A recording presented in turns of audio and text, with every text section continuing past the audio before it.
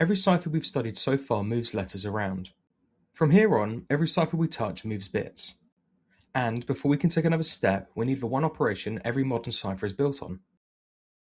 Up to now, we've been shuffling letters around a 26-letter alphabet.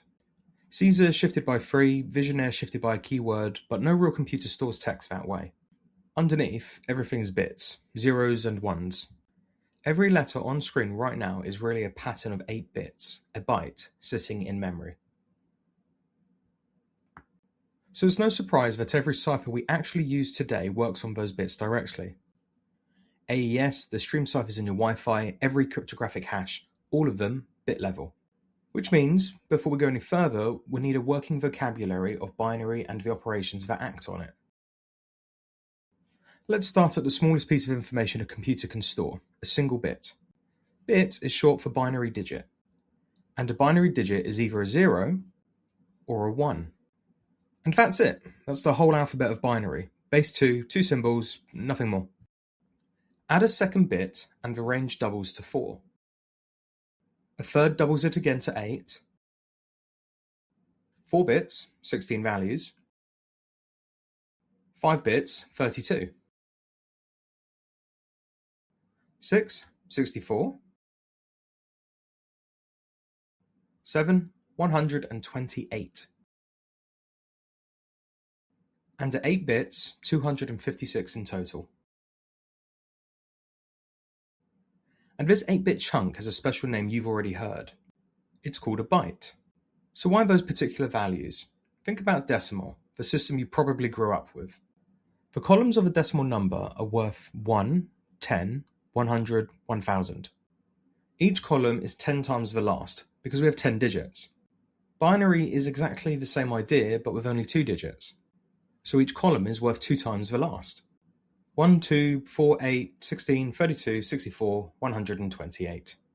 Add up the value for each column that has a 1 in it, and you get the number the byte represents. Every value from 0 to 255 written out in 8 switches. One quick note on convention. We're writing the most significant bit, the 128th column, on the left. That's called big endian, and it's the same way you already write decimal numbers, largest place value first. A byte on its own is just a number. What that number means depends on how we choose to interpret it, and the interpretation is what we call an encoding. Numbers can stand for colors, pixels, sounds, almost anything. One of the oldest encodings maps bytes to characters of text. That encoding is called ASCII, the American Standard Code for Information Interchange.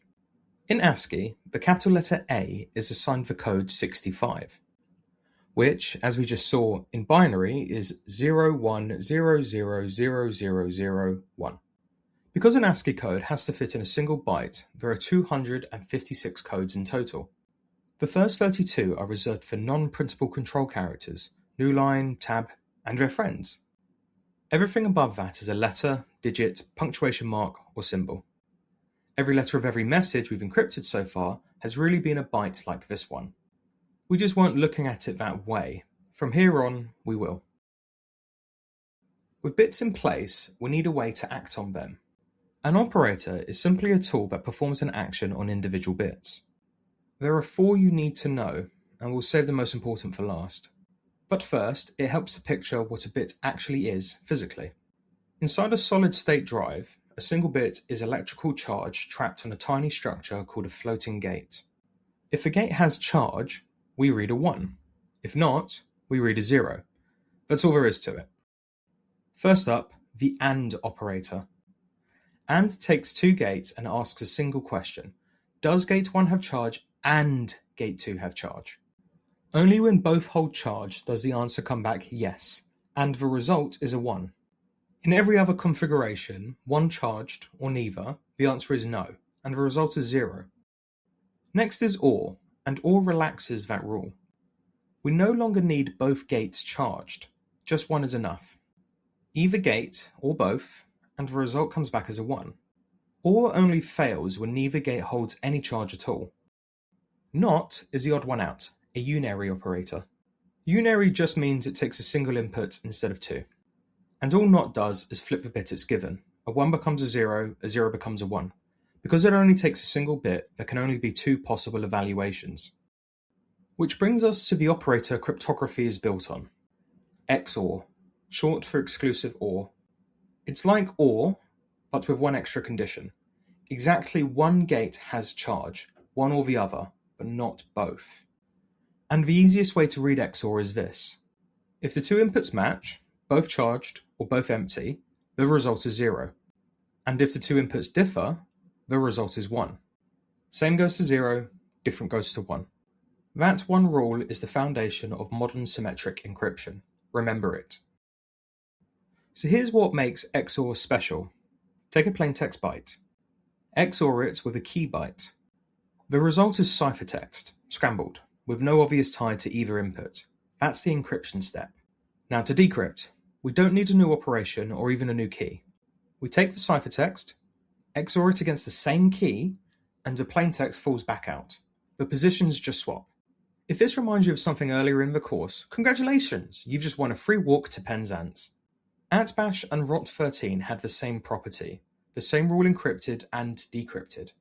Caesar and Visionaire didn't. To reverse them, you had to shift back in the opposite direction. With XOR, there's no opposite direction. Run it once, you encrypt it. Run it again with the same key, you decrypt it. And that's the property the one-time pad is built on, which is exactly where we're going next lesson. Let's run a full example. Our plaintext is a 4-letter word, code. Each letter is an ASCII code, and each ASCII code is 1 byte, 8 bits.